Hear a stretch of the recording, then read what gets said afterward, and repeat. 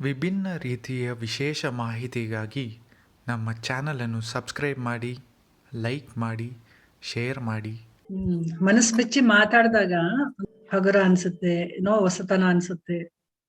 So ನಾವು ಆ ರೀತಿ ನಡ್ಕೊಳ್ಬೇಕು. ಯಾವಾಗ್ಲೂ ಒಂದೇ ರೀತಿ ಇರೋದಕ್ಕೆ ಇಷ್ಟ ಪಡ್ಬಾರ್ದು.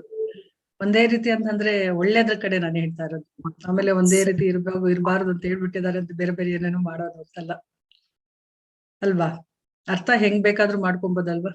ಯಾರ ಮನಸ್ಥಿತಿ ಹೆಂಗಿರುತ್ತೋ ಹಂಗೆಲ್ಲ ಅರ್ಥ ಮಾಡ್ಕೊಳ್ಬೋದು. ಆದ್ರೆ ನಾವೆಲ್ಲ ಇಲ್ಲಿ ಕೂತಿದೀವಿ ಅಂತಂದ್ರೆ ಒಂದು ಸತ್ಸಂಗದಲ್ಲಿ ಇದ್ದೀವಿ ಅನ್ನೋ ತರ ಇರ್ಬೇಕು ಎಲ್ಲಾರ್ಗುನು. ಒಳ್ಳೇದನ್ನೇ ಯೋಚನೆ ಮಾಡ್ತಾ ಇದೀವಿ, ಒಳ್ಳೇದನ್ನೇ ತಿಳ್ಕೊತಾ ಇದೀವಿ, ಒಳ್ಳೇದನ್ನೇ ಮಾತಾಡ್ತಾ ಇರ್ತೀವಿ.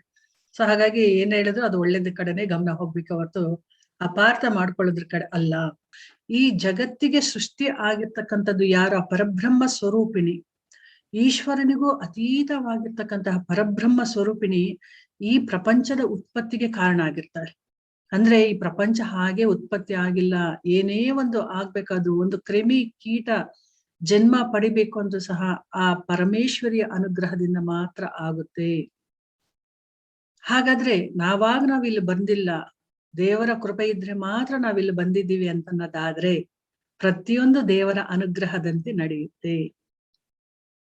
ಆತನ ಅಣತಿ ಇಲ್ಲದೆ ಯಾವುದೂ ನಡೆಯೋದಿಲ್ಲ ಅನ್ನೋ ಒಂದು ಸಣ್ಣ ಪ್ರಮಾಣದಲ್ಲಿ ನಾವು ಅರ್ಥ ಮಾಡ್ಕೊಂಡ್ರೆ ನಮ್ಮ ಜೀವನದಲ್ಲಿ ಏನೇನೆಲ್ಲ ನಡೀತಾ ಇದೆಯೋ ಆ ಪರಮೇಶ್ವರಿಯ ಕೃಪೆಯಿಂದ ಮಾತ್ರ. ಆದ್ರೆ ಆ ರೀತಿ ಅನ್ಕೊಂಡ್ಬಿಟ್ಟು ನಾವು ಬೇಕಾದದನ್ನ ಮಾಡ್ಬಿಡ್ಬೋದು, ಅಥವಾ ಎಲ್ಲ ದೇವ್ರ ಮೇಲೆ ಭಾರ ಹಾಕ್ಬಿಟ್ಟು ಸುಮ್ಮನೆ ಕೂತ್ಬಿಡೋದು ಅಂತಲ್ಲ. ತುಂಬಾ ಜನ ಹೇಳ್ತಾರಲ್ಲ, ಎಲ್ಲಾ ದೇವ್ರ ಕೃಪೆ, ದೇವ್ರ ಮಾಡಿಸ್ದಂಗಾಗ್ಲಿ, ದೇವ್ರ ಇಟ್ಟಂಗಾಗ್ಲಿ ಅಂತ ಅಂದ್ಬಿಡ್ತಾರೆ. ಹಂಗಂದ್ರೆ ಏನು? ಅವ್ರ ವಿಚಾರ ಏನಾಗಾದ್ರೆ ನಿಜವಾಗ್ಲೂ ದೈವಿ ಭಕ್ತಿನ ಅದು, ಅಥವಾ ಡಾಂಬಿಕತೆನ, ಅಥವಾ ಮೂರ್ಖತನನ, ಅಥವಾ ಕೈಲಾಗದೆ ಮಾತಾಡುವಂತ ಮಾತುಗಳ.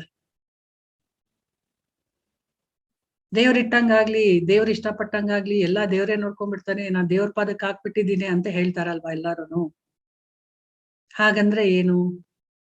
ಎಲ್ಲ ದೇವ್ರೇ ಮಾಡ್ಸೋದು ಸರಿ, ಹಾಗಾದ್ರೆ ಸ್ವಂತ ಪ್ರಯತ್ನ ಏನು ಬೇಡವಾ?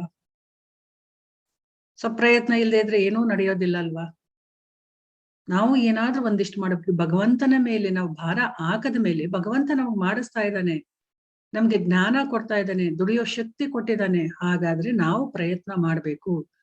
ಕೂತಲಿಯ ಎಲ್ಲವೂ ಬರೋದಿಲ್ಲ. ಒಂದು ಮರ ಬೆಳಿಬೇಕು ಅನ್ನೋದಾದ್ರೆ ಬೀಜ ಇರ್ಲೇಬೇಕಲ್ವಾ ಅಲ್ಲಿ. ಒಂದು ಗಿಡ ಅಥವಾ ಮರ ಬೆಳಿಬೇಕು ಅಂದ್ರೆ ಬೀಜ ಇರ್ಬೇಕಲ್ಲಿ. ಬೀಜನೇ ಇಲ್ದೆ ಗಿಡ ಹಂಗೆ ಬೆಳ್ಕೊಂಡ್ಬಿಡ್ಲಿ ಅಂತಂದ್ರೆ ಆಗುತ್ತಾ? ಇಲ್ಲ. ಬೀಜ ಇದ್ರೇನೆ ಕಾಲಕ್ಕೆ ಮಳೆ ಗಾಳಿ ಎಲ್ಲ ಬಂದು ಆ ಬೀಜ ಬಂದು ಮರ ಆಗೋಕ್ಕೆ ಸಾಧ್ಯ ಆಗೋದು. ಅದೇ ರೀತಿ ನಾವು ಸಹ ನಮ್ಮ ಮನಸ್ಸಿನಲ್ಲಿ ಒಂದು ಇಚ್ಛಾಶಕ್ತಿ ಅನ್ನೋ ಬೀಜವನ್ನ ಹಾಕೊಳ್ಬೇಕು. ನಾವೇನಾದ್ರೂ ಮಾಡ್ಬೇಕು, ನಾವ್ ಇಚ್ಛೆ ಪಟ್ರೆ ಮಾತ್ರ ಅದಕ್ಕೆ ಜ್ಞಾನ ಬರೋದು. ಅಂದ್ರೆ ಆ ಮಳೆ ಅಂತ ಬರಸ್ಬೇಕು, ಗಾಳಿ ಬರಸ್ಬೇಕು, ಅದಕ್ಕೆ ಗೊಬ್ಬರ ಅದು ಇದಕ್ಕೆ ಎಲೆಗಳೆಲ್ಲ ಉದ್ರಿ ಗೊಬ್ಬರ ಗಿಬ್ಬರ ಆಗ್ಬೇಕಲ್ಲಿ. ಆಗ ಆ ಬೀಜ ಮೊಳಕೆ ಹೊಡೆದು ಅದು ಗಿಡ ಆಗಿ ಮರ ಆಗಿ ಬೆಳೆಯುತ್ತೆ. ಆಮೇಲೆ ಹಣ್ಣು ಹೂ ಎಲ್ಲವನ್ನ ಕೊಡುತ್ತೆ ಅದು. ಹಾಗೆ ನಾವು ಸಹ ನಮ್ಮ ಒಂದು ಕೋರಿಕೆ ನೆರವೇರ್ಬೇಕು, ನಮ್ಮ ಒಂದು ಕೆಲಸ ಕಾರ್ಯಗಳು ಆಗ್ಬೇಕು ಅನ್ನೋದಾದ್ರೆ ನಮ್ಮ ಮನಸ್ಸಿನಲ್ಲಿ ಇಚ್ಛೆ ಅನ್ನೋ ಒಂದು ಬೀಜವನ್ನ ಹಾಕೊಳ್ಬೇಕು. ಅದಿಲ್ಲ ಅಂತಂದ್ರೆ ಏನೂ ಮಾಡಕ್ಕಾಗೋದಿಲ್ಲ.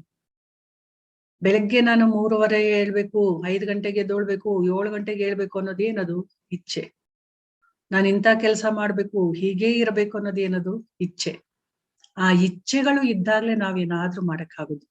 ಅದಿಲ್ಲ ಅಂತಂದ್ರೆ ಸೋಮಾರಿಗಳ ತರ ಇದ್ದು ಬಿಡ್ತೀವಿ.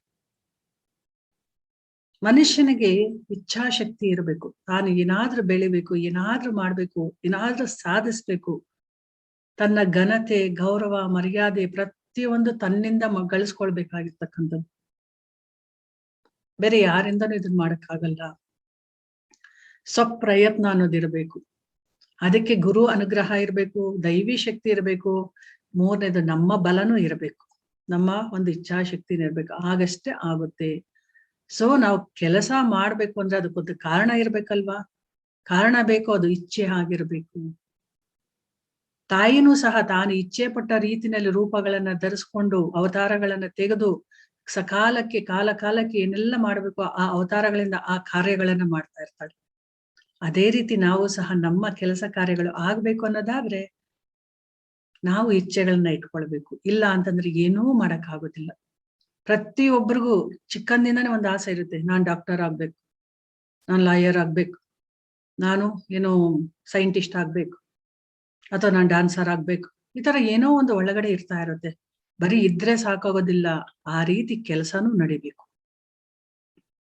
ಅದರ ಪ್ರಕಾರವಾಗಿ ನಾವೇನಾದ್ರೂ ತಯಾರಿ ಮಾಡ್ತಾ ಇದ್ರೆ ಮಾತ್ರ, ತಿಳ್ಕೊಂಡ್ರೆ, ಆ ಜ್ಞಾನವನ್ನ ಬೆಳೆಸ್ಕೊಂಡ್ರೆ, ಮಾಡಬೇಕು ಅನ್ನೋದು ಯಾವಾಗ ಲಾಸ್ಟ್ಗೆ, ಕಾರ್ಯದ ಪ್ರವೃತ್ತಿ ಆಗೋದು ಯಾವಾಗ ಕಡೆಯಲ್ಲಿ. ಫಸ್ಟ್ ಇಚ್ಛೆ ಬರ್ಬೇಕು, ಅದಕ್ಕೆ ಜ್ಞಾನ ಬೆಳೆಸ್ಕೊಳ್ಬೇಕು, ಆಮೇಲೆ ಕೆಲಸ ಆಗುತ್ತೆ. ಈ ಮೂರು ಒಟ್ಟೊಟ್ಟಿಗೆ ನಡಿಬೇಕು. ಅದಕ್ಕೆ ಲಲಿತಾ ಸಹಸ್ರನಾಮದಲ್ಲಿ ಇಚ್ಛಾಶಕ್ತಿ, ಜ್ಞಾನಶಕ್ತಿ, ಕ್ರಿಯಾಶಕ್ತಿ ಸ್ವರೂಪಿಣಿ. ನಾವು ಅನ್ಕೊಳ್ದೆ ಏನು ನಡೆಯಲ್ಲ. ನಾವ್ ಅನ್ಕೊಂಡ್ ಸುಮ್ಮನೆ ತಟಸ್ಥವಾಗಿ ಕುತ್ಕೊಂಡ್ಬಿಟ್ರೆ ಅದು ಮೂರ್ಖತನ, ಅದು ಮೂಢನಂಬಿಕೆ ಆಗುತ್ತೆ. ತುಂಬಾ ಜನ ಹೇಳ್ತಾರೆ ದೇವ್ರ ಪೂಜೆ ಮಾಡೋದು ಮೂಢನಂಬಿಕೆ ಅಲ್ಲ. ದೇವ್ರ ಪೂಜೆ ಮಾಡೋದು ಮೂಢನಂಬಿಕೆ ಅಲ್ಲ, ನಾವ್ ಏನೂ ಮಾಡದೆ ಇರೋದು ಮೂಢನಂಬಿಕೆ. ತಪ್ಪಾಗಿ ತಿಳ್ಕೊಂಡಿರೋದು ನಮ್ಮ ಮೂಢನಂಬಿಕೆ. ದೇವ್ರ ಹಾಗೇ ಬಂದು ಎಲ್ಲವನ್ನು ಮಾಡೋದಿಲ್ಲ. ನಾವ್ ಅನ್ಕೊಳ್ಬೇಕು, ಆ ರೀತಿ ಆ ನಿಟ್ಟಿನಲ್ಲಿ ಕೆಲಸವನ್ನ ಮಾಡ್ಬೇಕು. ಅಂತಹ ಜ್ಞಾನವನ್ನ ನಾವು ಬೆಳೆಸ್ಕೊಂಡಾಗ ಭಗವಂತ ನಮಗೆ ಸಹಾಯ ಮಾಡ್ತಾನೆ. ಅದು ಮೂಢನಂಬಿಕೆ ಅಲ್ಲ. ಏನೂ ಮಾಡದೆ ನಮ್ಗೆ ಭಗವಂತ ಏನೂ ಮಾಡೋದಿಲ್ಲ ಅನ್ನೋದು ಮೂಢನಂಬಿಕೆ. ಸ್ವಂತ ಪ್ರಯತ್ನ ಮಾಡದೆ ಇನ್ಯಾರ ಮೇಲನೋ ಹೊಣೆ ಹೊರಿಸಿ, ಭಾರ ಹಾಕ್ಬಿಟ್ಟು ಇನ್ನೇನೋ ಆಗ್ಬಿಡುತ್ತೆ ಮಿರಾಕಲ್ಸ್ ಅಂತ ಹೇಳ್ಕೊಳ್ತಾರಲ್ಲ, ಅದು ಮೂಢನಂಬಿಕೆ. ನಾವು ನಂಬಿದ ಒಳ ಮನಸ್ಸಿನ ಒಂದು ಒಳ ಆತ್ಮವನ್ನ ನಾವು ನಂಬಿದಾಗ, ಪರಮಾತ್ಮ ಅಲ್ಲೇ ಇದ್ದಾಗ ನಮ್ಮ ಜ್ಞಾನ ಜಾಸ್ತಿ ಆಗಿ ನಮ್ಮ ಕೆಲಸಗಳು ಆಗೇ ಬಿಡುತ್ತೆ. ಆ ಕಡೆ ಒಲವು ತೋರಿಸ್ಬೇಕು. ಏನೂ ಮಾಡದೆ ಸುಮ್ಮನೆ ಕುತ್ಕೊಂಡ್ರೆ ಏನೂ ಆಗೋದಿಲ್ಲ, ಅದು ಮೂಢನಂಬಿಕೆ ಆಗುತ್ತೆ. ಸೊ ಅಂತ ಮೂಢನಂಬಿಕೆಗಳ ಕಡೆ ನಮ್ಮ ಒಲವು ಬರ್ದೆ ನಾವ್ ಏನು ಮಾಡ್ಬೇಕು ಅನ್ನೋ ಜ್ಞಾನವನ್ನ, ಇಚ್ಛೆಯನ್ನ ಬಳಸ್ಕೊಂಡಾಗ ನಮ್ಮ ಕಾರ್ಯದಲ್ಲಿ ಜಯ ಖಂಡಿತ ಸಿಗುತ್ತೆ.